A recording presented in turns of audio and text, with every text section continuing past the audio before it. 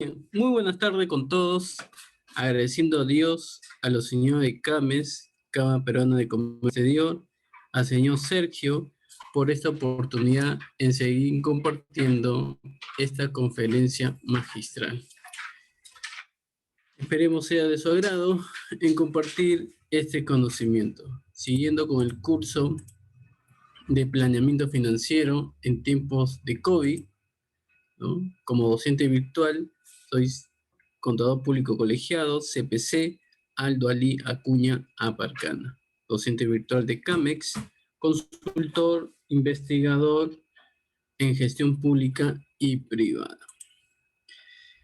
Muy bien, entonces, en el curso de planeamiento financiero en tiempo de COVID, en el contenido, el día de ayer habíamos finalizado el módulo 1 sobre análisis en el planeamiento financiero en tiempo de COVID.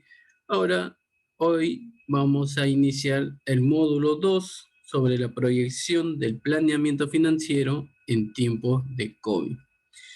El día de hoy, jueves 4 de febrero de 2021, está programado la unidad 5, donde vamos a hablar sobre el endeudamiento del programa Reactiva Perú. Dentro de este contenido de la unidad 5 de endeudamiento del programa Reactiva Perú, vamos a tocar 5 puntos importantes.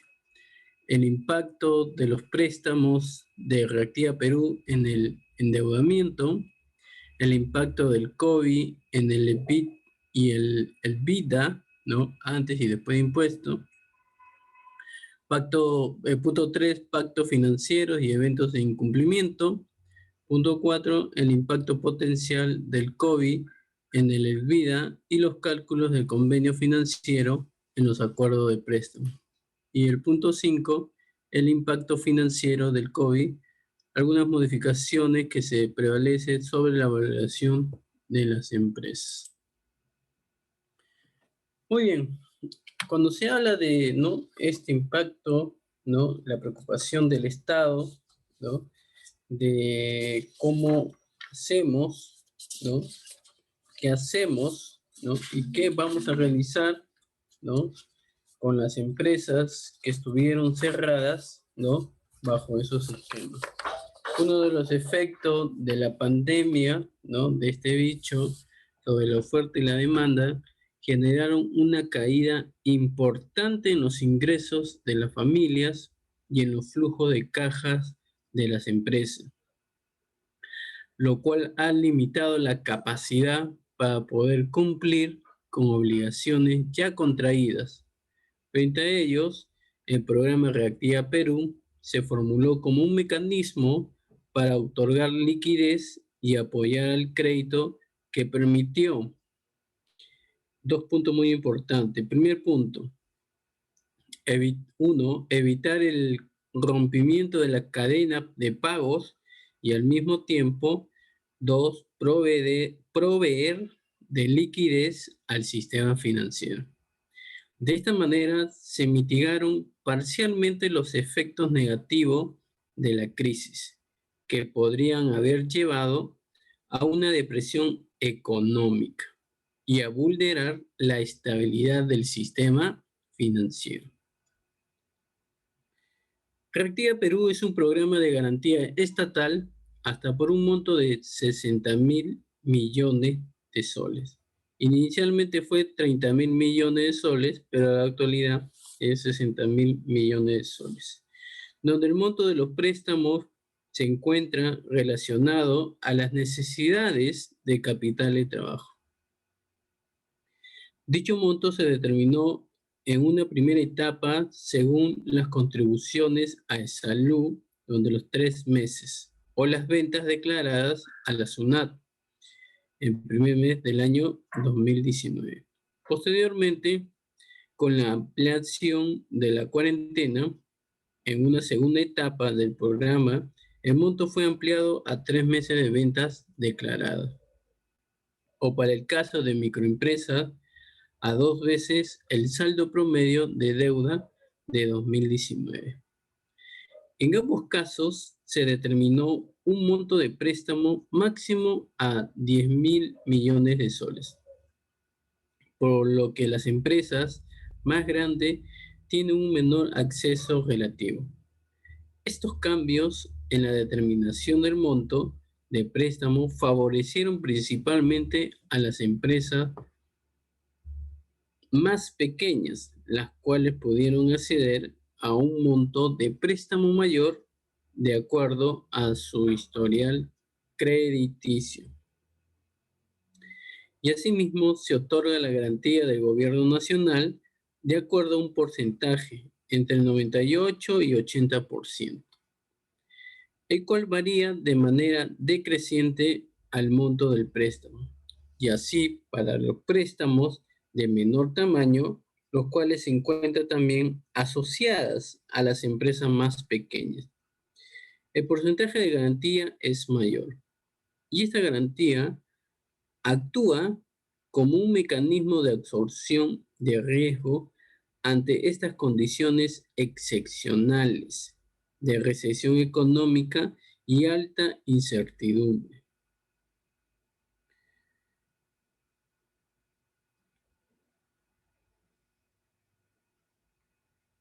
El programa está dirigido a las empresas que encontraban sólida antes de ocurrido el choque del bicho, incluyendo precondiciones del buen contribuyente y del deudor. También se incluyeron otros requisitos verificables como el de no estar vinculados a las instituciones financieras otorgantes del crédito, no desarrollar actividades de una lista de exclusión y no estar comprendidos en caso de corrupción bajo el alcance de la Ley 30737, ni estar sometido a procesos por delitos de corrupción y conexos. Entonces, con estos detalles quería comenzar, ¿no?, este impacto de por qué se determinó, ¿no? Entonces, este impacto de los préstamos de Reactiva Perú en el endeudamiento para las empresas, MIPES, pymes, ¿no? Con todas estas consecuencias que tuvo, ¿no? Fue algo que determinó en sí. Pero aún así, en nuestro caso, lo que ustedes figuran ahí en pantalla, tiene una fuerte incidencia en los ratios de solvencia, ¿no?, de la empresa. El apalancamiento, la cobertura de intereses y los cargos fijos. ¿Y qué cosa es un ratio de solvencia, profesor? ¿O qué miden los ratios de solvencia? Los ratios de solvencia miden la capacidad de una empresa para pagar sus pasivos a largo plazo, como la deuda y los intereses de esa deuda. Es uno de los muchos ratios financieros que se pueden utilizar para evaluar la salud general de una empresa. Como ven ahí en el cuadro, ratio de solvencia determina tres tipos de análisis. Uno, la relación entre la deuda y el patrimonio, que se forma esto muestra el porcentaje de financiación de la empresa que proviene de acreedores e inversores. Y su fórmula sería pasivo totales sobre patrimonio total. El otro análisis de ratio de patrimonio muestra el apalancamiento de la empresa con las deudas, ¿no? O sea, la fórmula sería patrimonio total sobre activos totales. Y el tercer análisis de ratio de deuda, ¿no?, muestra la capacidad de una empresa para cubrir sus pasivos con sus activos. Pasivos totales sobre activos totales. Y me sigo preguntando, ¿no?, ¿qué son los ratios de solvencia? ¿No? El anterior concepto era cómo se miden. Ahora vamos a ver cuál es el concepto en sí, qué son los ratios de solvencia. Los ratios de solvencia son cualquier forma de análisis de ratios financieros, ¿no?, que mide la salud a largo plazo de una empresa. En otras palabras, los ratios de solvencia demuestran que las empresas pueden cumplir con sus obligaciones de deuda. Los ratios de solvencia también ayudan al propietario del negocio a mantener un ojo en las tendencias bajistas que podrían sugerir el potencial de bancarrota. O sea, ver qué va a suceder en el futuro. También va a permitir ayudar a los analistas, especialistas, los que trabajan en finanzas, ¿no?, a vigilar de cerca la cantidad de deuda que una empresa está asumiendo en comparación con sus activos y utilidades. Si la deuda aumenta, si los repuntes correspondientes en activos o utilidades, podría ser una mala señal de las cosas por venir. Tipos y cálculo de solvencia. Hay varios ratios de solvencia que los especialistas, analistas y los que trabajan en finanzas pueden usar.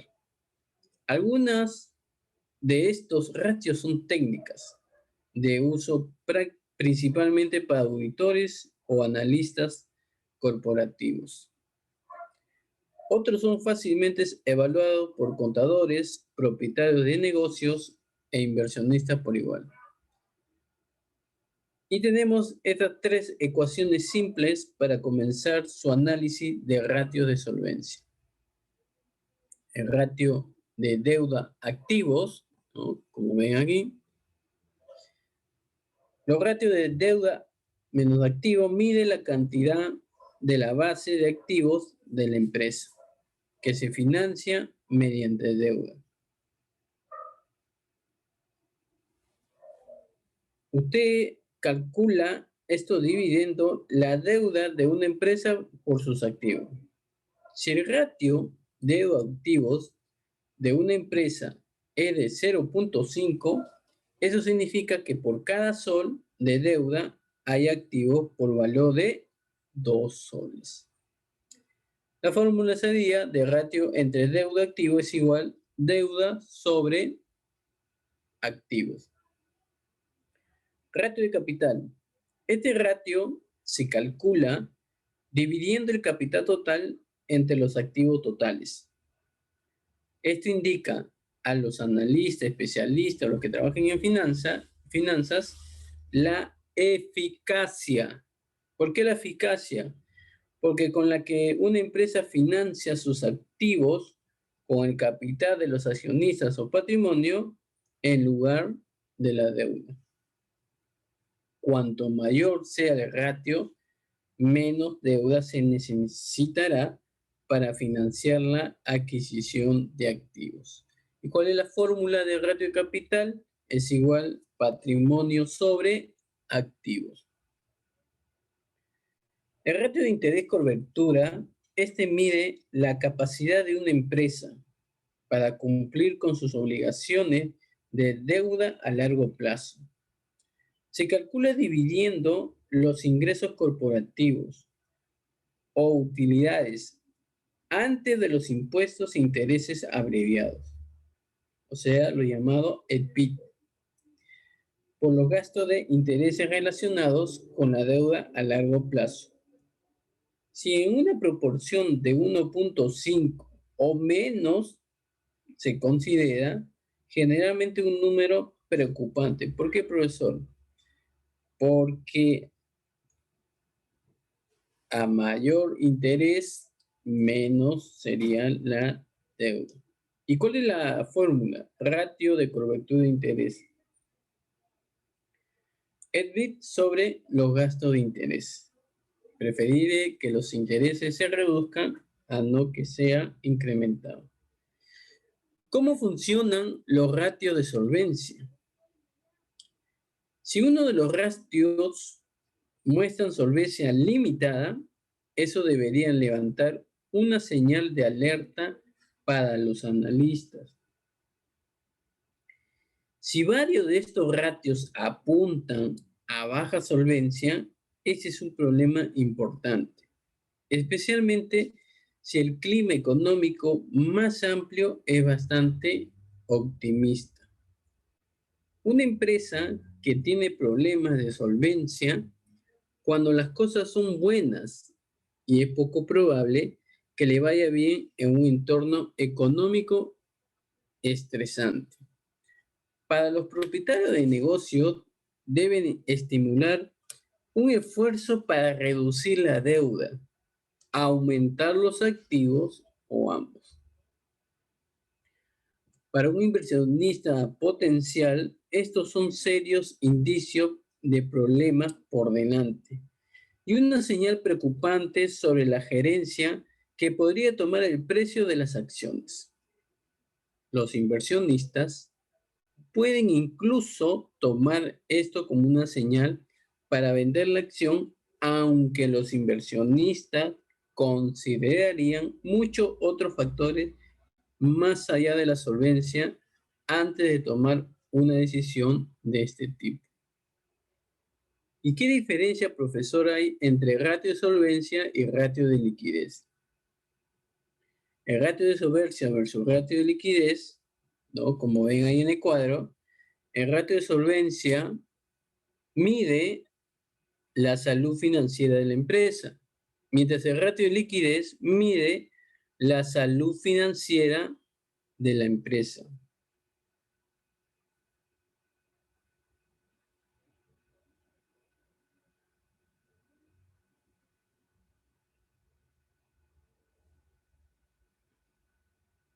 A ver, en este cuadro, como ustedes verán, ambos ratios miden la salud financiera. Ambos se centran en la estabilidad.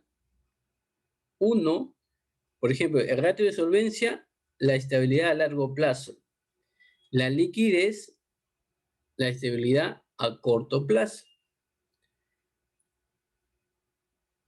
En el ratio de solvencia incluye todos los activos como el inventario. En el ratio de liquidez hace hincapié en las tenencias en efectivo, solamente el efectivo. En cambio, la solvencia ve la cantidad, qué mercaderías hay para poder vender y tener, ¿no? Tener la mercadería para poder inyectar y tener la liquidez necesaria. Entonces, con este cuadro, ¿no? Determino que los ratios de solvencias a veces se confunden con los ratios de liquidez, ¿no? Como han visto ahí, ambos evalúan la salud financiera de una empresa, pero no son lo mismo. ¿Por qué? Porque los ratios de solvencia evalúan la salud a largo plazo de la empresa y mediante la evaluación de la deuda a largo plazo y los intereses de esa deuda, mientras que los ratios de liquidez evalúan la capacidad a corto plazo de la empresa para cumplir con las obligaciones actuales y convertir los activos en efectivo rápidamente.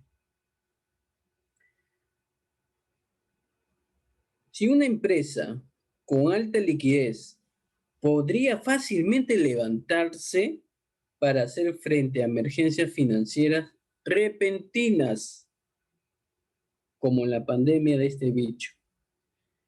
Pero eso no le dice a un analista la facilidad con la que una empresa puede cumplir con todas sus obligaciones de deuda en un plazo de mediano plazo. Por el contrario, una empresa con solvencia sólida está en una situación estable a largo plazo, pero no está claro cómo sería justo bajo una repentina contracción de efectivo. Mediante el uso de ratios de solvencia y ratios de liquidez, los analistas pueden determinar qué tan bien una empresa puede satisfacer cualquier necesidad repentina de efectivo sin sacrificar su estabilidad a largo plazo. Limitaciones.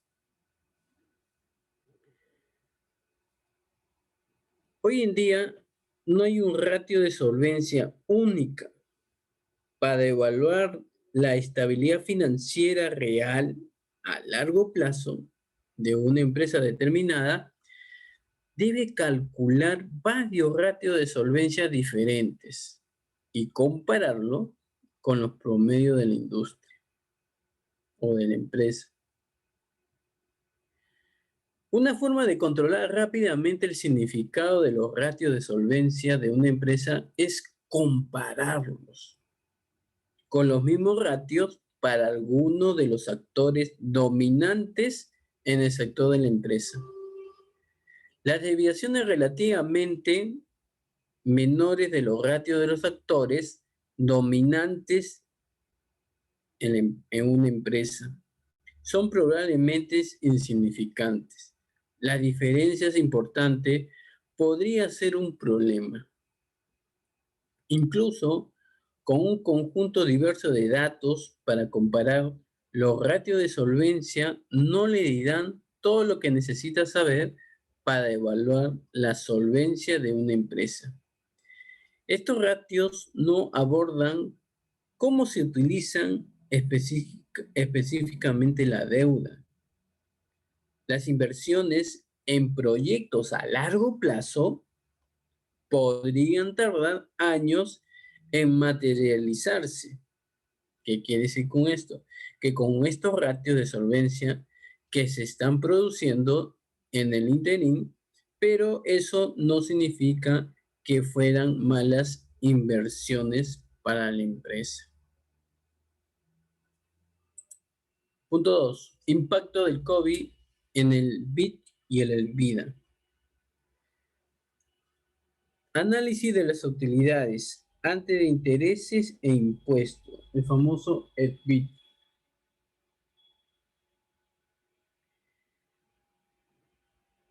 EBIT quiere decir utilidades antes de los intereses e impuestos. EBIT o las utilidades antes de intereses e impuestos, también llamados ingresos de explotación.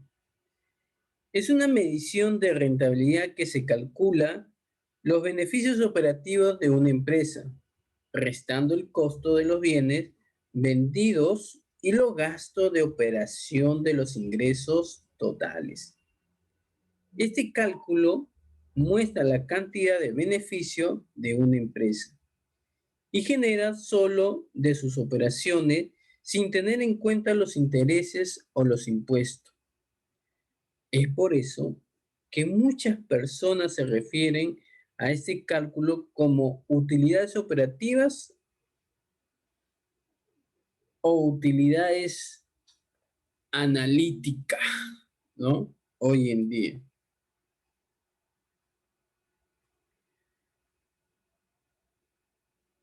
Pero en sí, ¿cuál es la definición de este análisis de las utilidades antes de impuesto?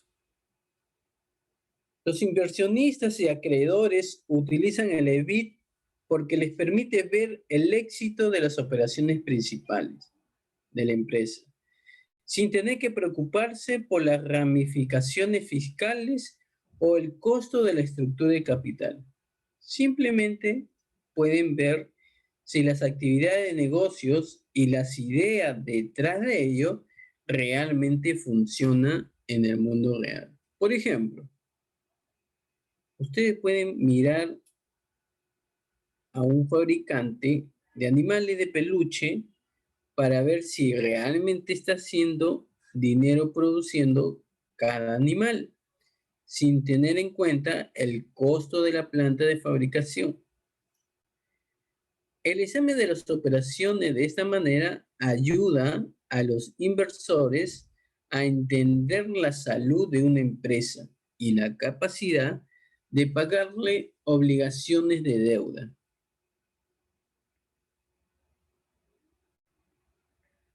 ¿Y cuál es la fórmula del EBIT? La fórmula del EBIT, como sabrán, es EBIT es igual ingresos totales menos COGS menos gastos operativos. Esta fórmula se considera el método directo porque ajusta los ingresos totales de los gastos asociados. También puede utilizar el método indirecto para derivar la ecuación del EBIT. El método indirecto comienza con los ingresos netos y respalda los gastos de intereses y los impuestos. Y la fórmula sería así, ¿no? Este es en el caso de método indirecto. En el anterior le dije con el método directo. En el método indirecto del EBIT sería igual utilidad neta más intereses más impuestos. Como pueden ver, es un cálculo bastante simple cuando cualquiera de los métodos, pero es importante entender el concepto de lo que es el EBIT. La primera fórmula nos muestra directamente lo que se saca de las utilidades, mientras que la segunda ecuación nos muestra lo que se debe agregar de nuevo a los ingresos netos. Esta es una distinción importante porque le permite entender el ratio desde dos puntos de vista diferentes. El primero es más bien un punto de vista de operaciones preliminares. El segundo es más bien un punto de vista de rentabilidad de fin de año. Obviamente, ambas ecuaciones llegan al mismo número. Ahora que sabemos cómo calcular las utilidades antes de los intereses y los impuestos, ¿no? Ya podemos darle los casos específicos. Muy bien. También dentro del EBIT tiene su análisis e interpretación. ¿Cómo se puede ver, ¿no? Que durante el análisis e interpretación es una métrica bastante simple de calcular, pero nos dice mucho sobre la empresa y su posición financiera sin tener en cuenta la estructura de financiación de la empresa.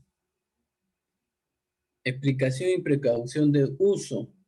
Es importante al comparar cualquier métrica financiera saber cuál es el estándar de la empresa con el fin de establecer un punto de referencia. Simplemente mirar el beneficio operativo de dos empresas y no es lo suficientemente bueno porque no le dicen lo bien que lo está haciendo en comparación con otras empresas en el sector.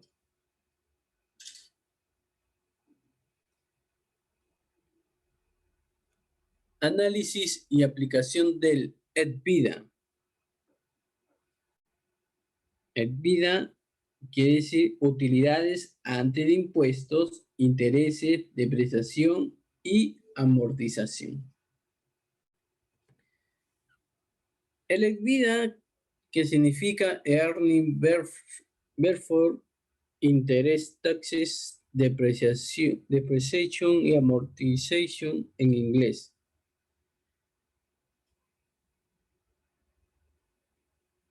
Es un cálculo financiero que mide la rentabilidad de una empresa antes de las deducciones que a menudo se considera irrelevante en el proceso de toma de decisiones. En otras palabras, es de utilidad, aplicando la utilidad neta de una empresa, con ciertos gastos como amortización, depreciación, impuestos, intereses agregados de nuevo al total. Perdón. Los inversores y acreedores a menudo utilizan el EBITDA como un ratio de cobertura para comparar a las grandes empresas que tienen capacidades, ¿no?, de sus cantidades significativas de deuda o grandes inversiones en activos fijos, porque esta medición excluye los efectos contables de los gastos no operativos, como intereses y gastos en papel, como la depreciación. la adición de estos gastos a los ingresos netos no permiten analizar y comparar los verdaderos flujos de efectivos operativos de las empresas. ¿Y cuál es la fórmula de la vida? La fórmula de vida se calcula restando todos los gastos excepto intereses, impuestos, depreciación y amortización de los ingresos netos.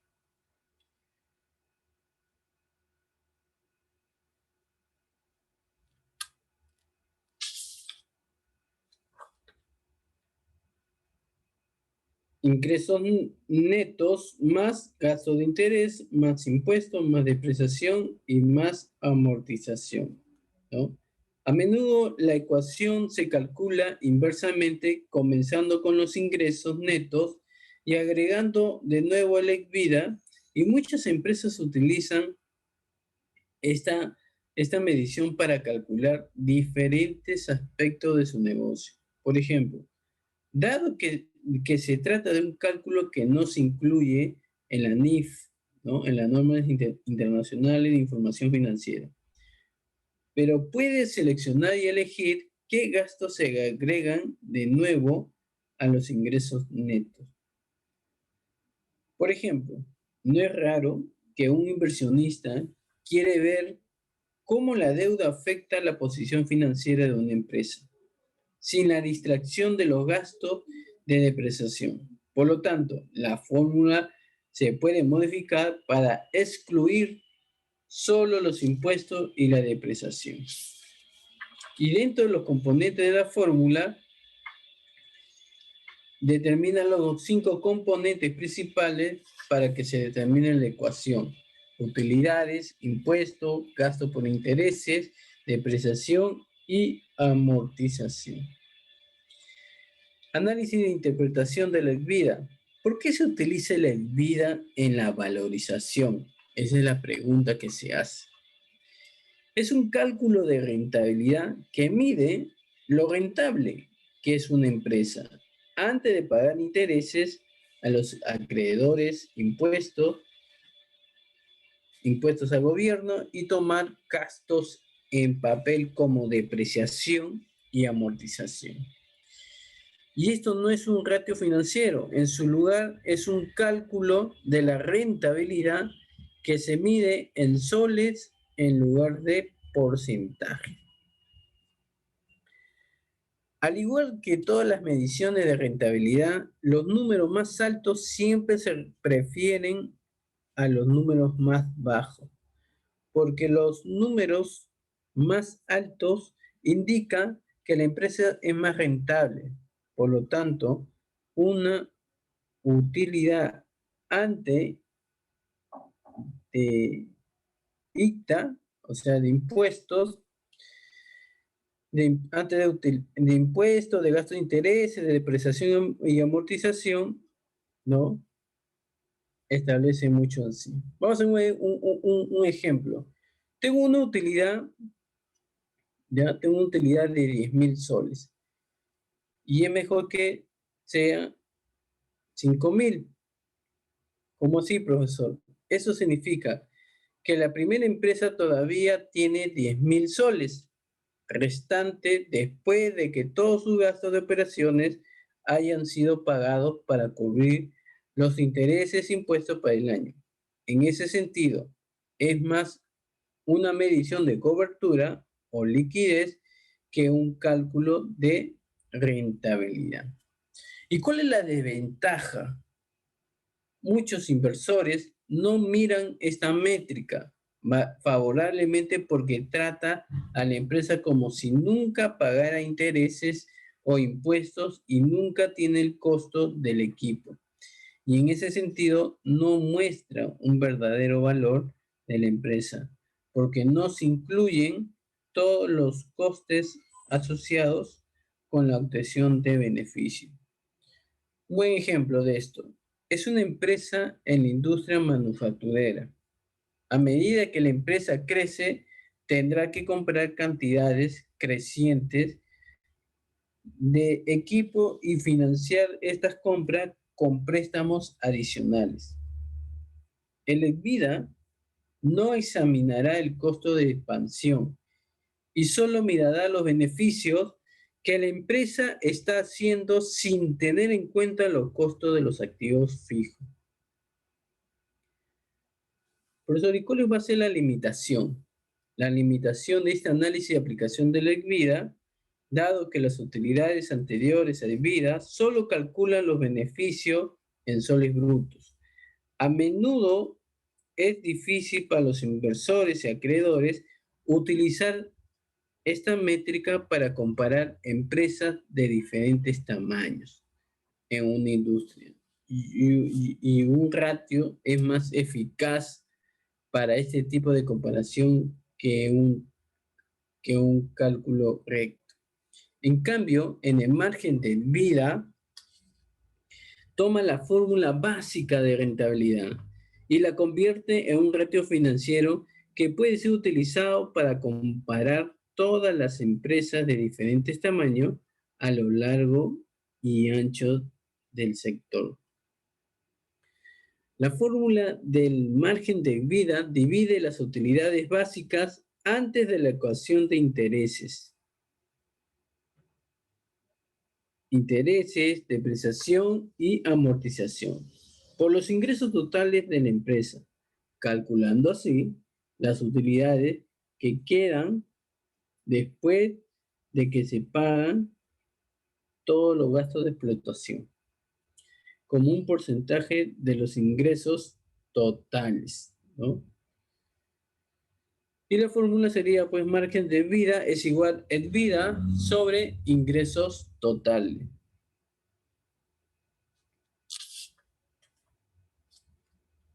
Ratio de cobertura del EBITDA. El ratio de cobertura del EBITDA es un ratio de solvencia que mide la capacidad de una empresa para pagar sus pasivos relacionados con deudas y arrendamientos, compara EBITDA más los pagos de los arrendamientos con la suma de los pagos de las deudas y arrendamientos. El tipo de cobertura de la EBITDA es más amplio que el ratio de interés ganado, que mide la capacidad de una empresa para pagar los cargos por intereses de la deuda. El EBITDA se aproxima más a los flujos de caja de una empresa que a sus utilidades, dado que las deudas deben pagarse utilizando los flujos de efectivo generados y la cobertura de la EBITDA es una medida útil de la capacidad de una empresa para pagar sus obligaciones de reembolso de la deuda. ¿Y cuál sería la fórmula? La fórmula de la vida sería vida es igual utilidad neta más impuestos más intereses más depreciaciones más amortizaciones. Depreciaciones y amortizaciones.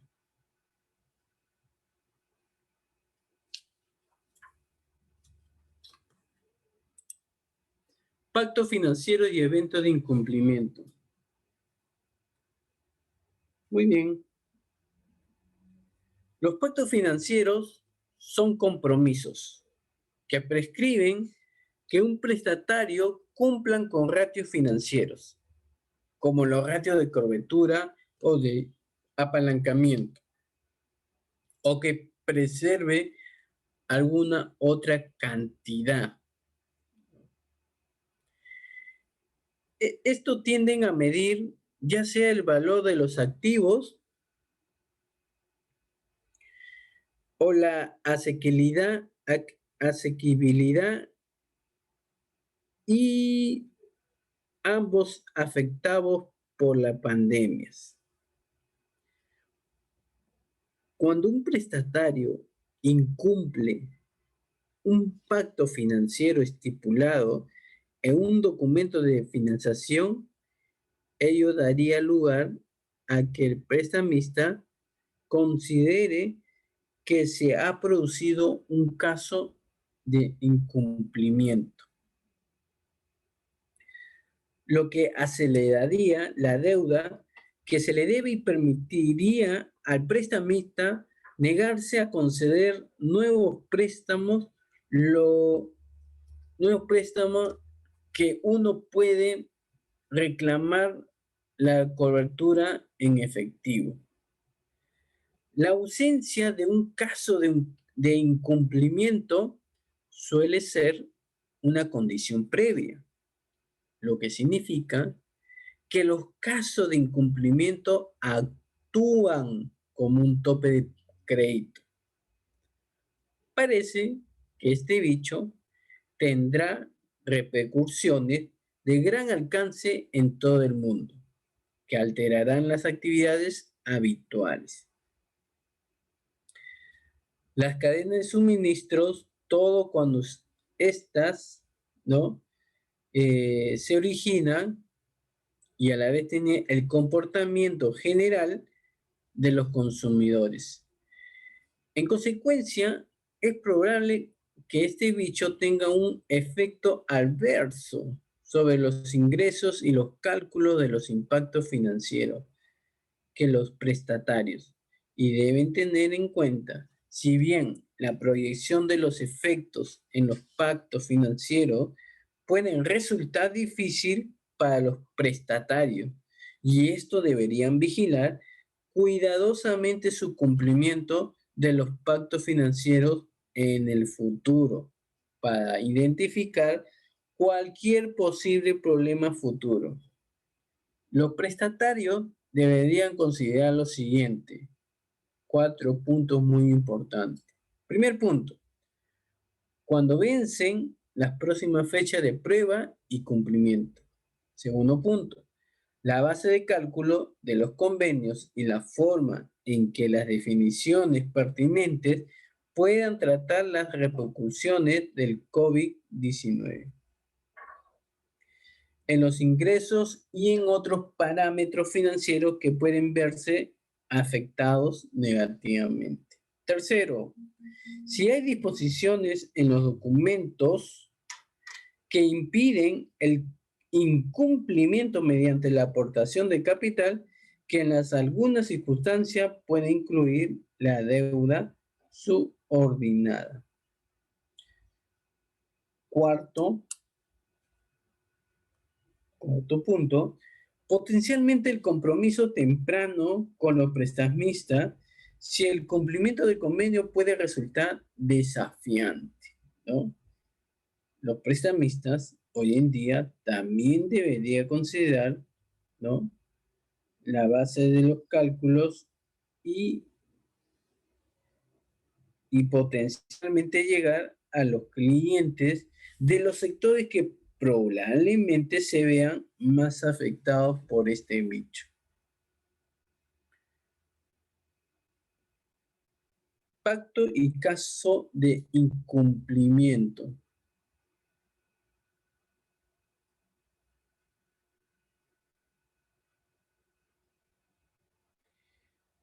Varios pactos normalmente previstos en los acuerdos financieros pueden ser incumplidos como resultado de este bicho.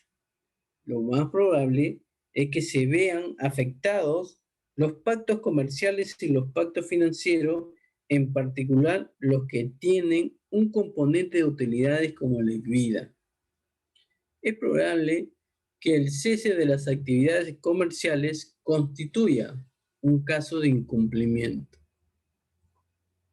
El brote de este bicho ha puesto de manifiesto la creatividad de la contabilidad de las empresas, ya que los ejecutivos intentan medir el impacto de la pandemia en su negocio y cómo se habrían desempeñado si la crisis no hubiera detenido la economía. Convenios positivo versus negativo. Los convenios de deuda se definen como convenios positivos o negativos.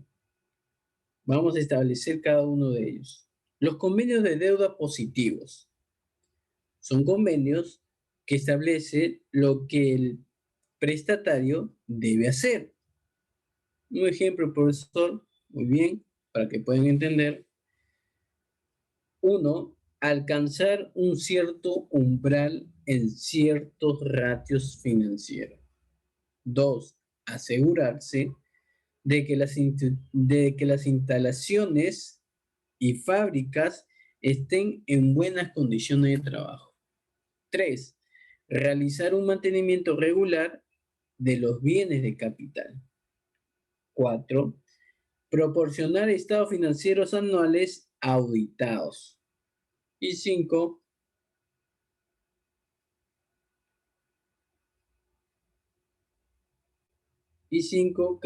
garantizar que las prácticas contables se ajusten a los principios de contabilidad generalmente aceptados. Ahora vamos el otro convenio, los convenios de deuda negativa. Vamos a ver qué dice. Son convenios que establecen lo que el prestatario no pueden hacer. Un ejemplo, primer punto. Pagar dividendos en efectivo por encima de una cierta cantidad o umbral predeterminado. Dios mío. Segundo punto, vender ciertos activos para salir de cualquier circunstancia. Pedir prestado más deuda con mucha cautela. Emitir deuda más antigua que la actual. Celebrar ciertos tipos de acuerdos o arrendamientos y participar en ciertas fusiones y adquisiciones. Muy bien. Violación de los convenios de deudas. Cuando se viola un pacto de deuda, dependiendo de la gravedad, el prestamista puede hacer varias cosas, tales como lo voy a mencionar. Exigir el pago de una penalidad, ¿no? Aumentar el tipo de interés predeterminado. Aumentar el monto de la garantía y exigir el reembolso total e inmediato del préstamo y terminar el acuerdo de la deuda.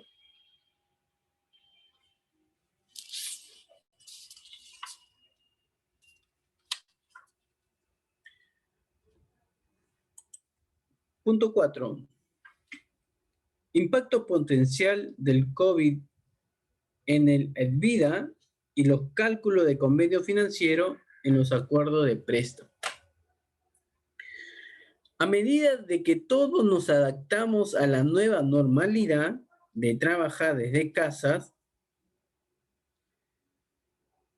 también es importante considerar los impactos a corto y largo plazo de la pandemia por este bicho. En los acuerdos de financiación, los prestamistas querrán revisar su cartera para evaluar los cambios en los riesgos crediticios. Los prestatarios tendrán que revisar los impactos probables en su negocio y también anticipar cómo pueden cambiar sus presupuestos y planes de negocio y cuáles pueden ser sus necesidades cambiante de financiamiento y liquidez, dado que es posible que sea necesario introducir modificaciones para financiar documentos. Es aconsejable identificar y tratar de resolver posibles problemas con tiempo suficiente antes de que se alcancen los plazos documentales como las reducciones planificadas y la fecha de prueba de convenio. Liquidez y flujo de caja, que estos días lo hemos visto. Pero, ¿qué da referencia en el impacto potencial? Es probable que la liquidez y el flujo de caja sean las primeras cuestiones que se deben contemplar. Es posible que los prestatarios desean considerar si pueden obtener compromisos oficiales dentro, ¿no?, de los compromisos de los compromisos disponibles restantes dentro de una medida en que puedan en virtud de la documentación existente. Por eso, y el crédito revolvente significa una línea de crédito en la cual se puede volver a disponer de los recursos. Una vez que se haya pagado parcial o totalmente el monto de la línea que se otorgó. A diferencia de un crédito simple en el cual las disposiciones se establecen en los acuerdos del contrato, que pueden ser una o varias en por cientos periodo de tiempo. Al crédito revolvente da la posibilidad de disponer del monto que se concedió, cuántas veces se requiera y a la vez de conforme, ¿no?, se realizan los pagos totales o parciales. Otras posibles soluciones a corto plazo pueden ser discutidas con los prestamistas, como el aplazamiento de los pagos de intereses por un periodo de tiempo fijo. 2, la acumulación de pagos de intereses. 3, el aplazamiento de amortizaciones programadas de préstamos. 4, extensión de ciertos prepagos obligatorios. Y como último punto, enmienda a las disposiciones sobre la curación de capital. EBITDA. El punto de partida para el cálculo de EBITDA es la determinación de utilidades operativas de una empresa. Para muchas empresas, este bicho, ¿no?, ya ha dado lugar a una reducción de los insectos debido a la caída de la demanda de los clientes, el cierre de las empresas, el aumento de los costos debido a la interrupción de la cadena de suministro, los costos de higiene, limpieza y los costos de trabajo, traslado a distancia. Todo lo cual repercutirá en la utilidad de operación subyacente. Sin embargo, la aplicación de acciones, exclusiones y deducciones puede significar que el impacto se produce en cierta medida al traducir la utilidad de operación de vida, al calcular el cumplimiento del convenio o al menos el alcance de cualquier incumplimiento.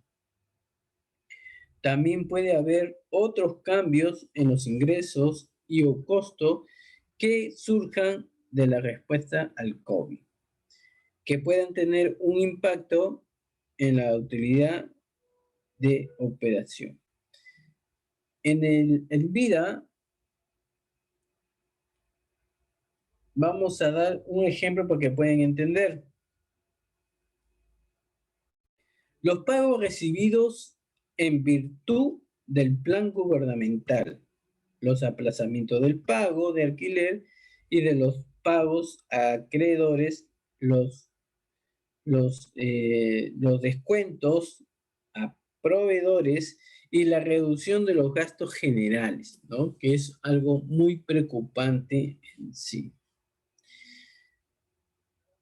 Impacto del COVID en el EBITDA, ¿no?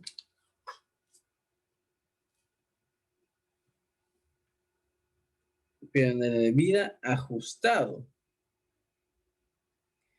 El EBITDA en los acuerdos de crédito, ¿no?, son la medida estándar para evaluar la rentabilidad de un prestatario en las transacciones de financiación apalancada.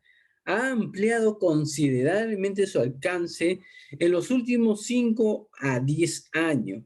El mercado ha aceptado métodos cada vez más agresivos de cálculo, ¿no?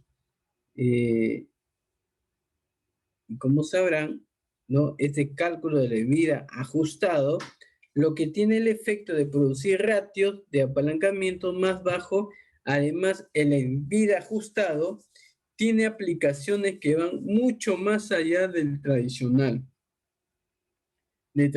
pacto de mantenimiento de apalancamiento en los acuerdos de créditos modernos.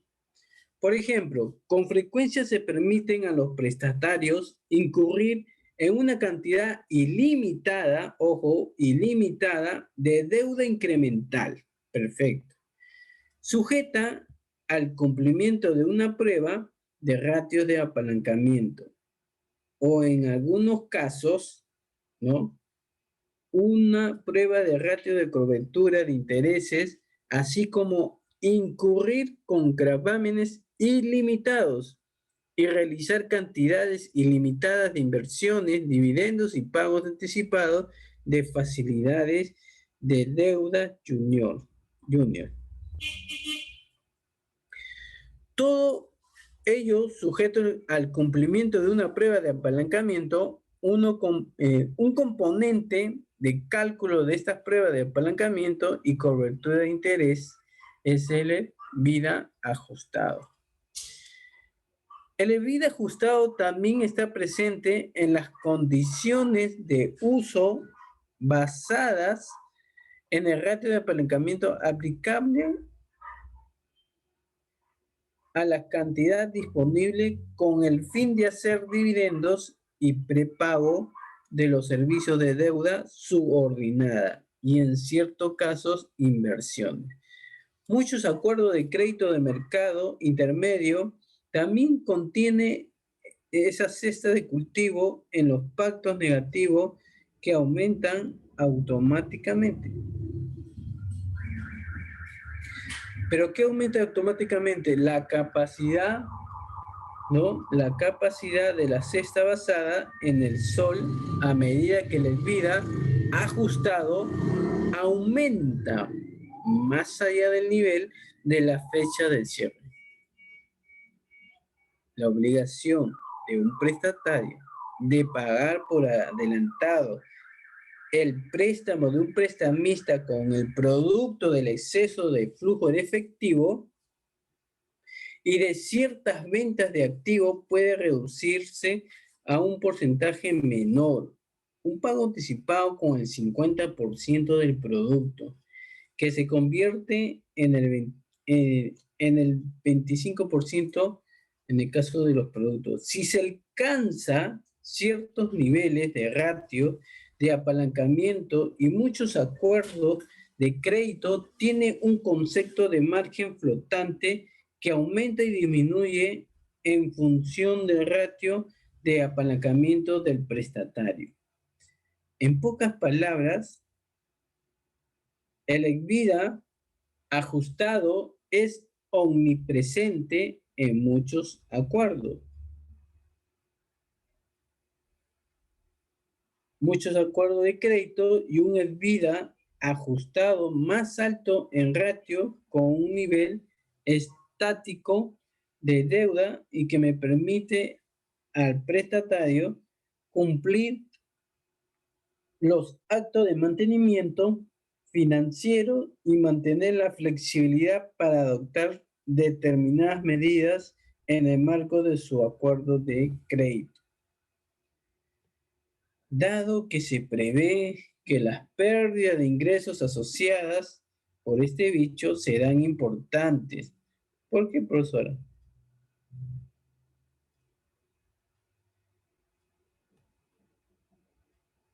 Cuando una profesora determina un caso específico de un crédito, ¿no? El emprendedor va a determinar que si en verdaderamente es considerable ese crédito.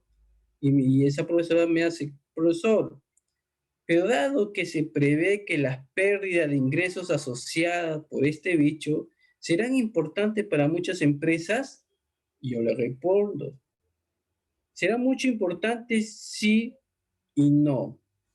Sí, porque puede ser algo que va a ser que los prestatarios buscarán formas innovadoras de contrarrestar la disminución de los ingresos en sus finanzas para los próximos trimestres a fin de evitar el incumplimiento de los pactos y el endurecimiento de las restricciones en virtud de los acuerdos de crédito.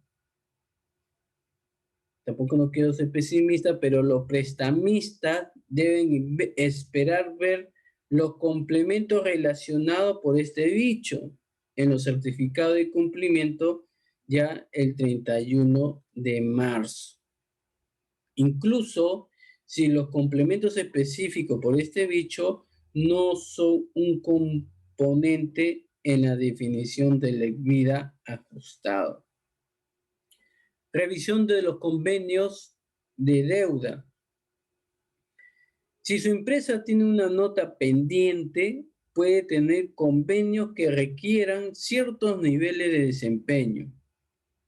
¿Cómo mantener la vida por encima de un umbral determinado durante el periodo de vigencia del préstamo o restringir el préstamo adicional, siempre y cuando que no entre la violación constituyente al incumplimiento y al prestamista que puede decir llamar al préstamo, debido en su totalidad renegociar o renunciar al convenio?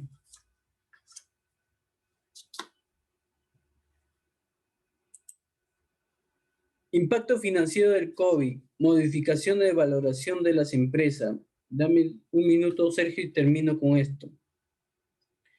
Uno de los enfoques más comunes, ¿no?, de la valorización de las empresas o propiedades es el enfoque que los ingresos que a menudo adoptan la forma de un método de valoración de flujo de caja descontado.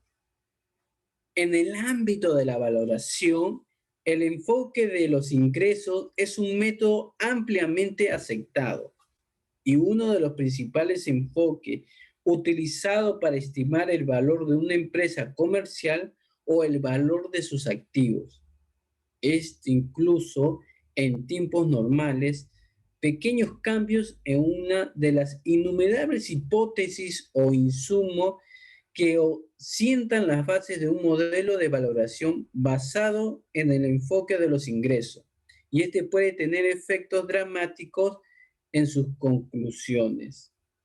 Y eso lo determina en las directrices de la OCDE, donde plantea que este tema, ¿no?, en los párrafos 6.157 y 6.158 determina, voy a ser breve en esto, pequeños cambios en una u otra de las hipótesis en que se basa el modelo de valoración o en uno o más de los parámetros de valoración pueden dar lugar a grandes diferencias entre el valor que produce el modelo como tal, la valoración que requiere, entre otras cosas, definir proyecciones financieras realistas y fiables, tasa de crecimiento y tasa de descuento.